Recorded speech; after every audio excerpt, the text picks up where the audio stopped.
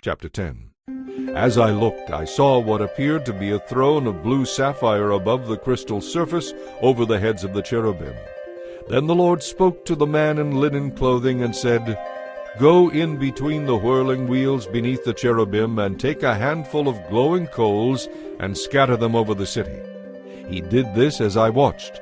The cherubim were standing at the south end of the temple when the man went in, and the cloud of glory filled the inner courtyard. Then the glory of the Lord rose up from above the cherubim and went over to the door of the temple. The temple was filled with this cloud of glory, and the temple courtyard glowed brightly with the glory of the Lord. The moving wings of the cherubim sounded like the voice of God Almighty, and could be heard clearly in the outer courtyard. The Lord said to the man in linen clothing, "Go between the cherubim and take some burning coals from between the wheels." So the man went in and stood beside one of the wheels. Then one of the cherubim reached out his hand and took some live coals from the fire burning among them. He put the coals into the hands of the man in linen clothing. The man took them and went out. All the cherubim had what looked like human hands hidden beneath their wings.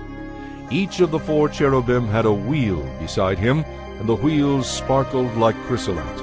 All 4 wheels looked the same. Each wheel had a second wheel turning crosswise within it. The cherubim could move forward in any of the 4 directions they faced without turning as they moved. They went straight in the direction in which their heads were turned, never turning aside. Both the cherubim and the wheels were covered with eyes. The cherubim had eyes all over their bodies, including their hands, their backs, and their wings. I heard someone refer to the wheels as the whirling wheels.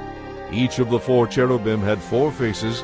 The first was the face of an ox, the second was a human face, the third was the face of a lion, and the fourth was the face of an eagle.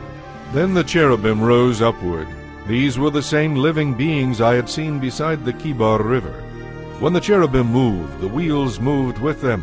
When they rose into the air, the wheels stayed beside them, going with them as they flew. When the cherubim stood still, the wheels also stopped, for the spirit of the living beings was in the wheels. Then the glory of the Lord moved from the door of the temple and hovered above the cherubim. And as I watched, the cherubim flew with their wheels to the east gate of the Lord's temple, and the glory of the God of Israel hovered above them. These were the same living beings I had seen beneath the God of Israel when I was by the Kibar River. I knew they were cherubim, for each had 4 faces and 4 wings, and what looked like human hands under their wings. Their faces, too, were just like the faces of the beings I had seen at the Kibar, and they traveled straight ahead just as the others had.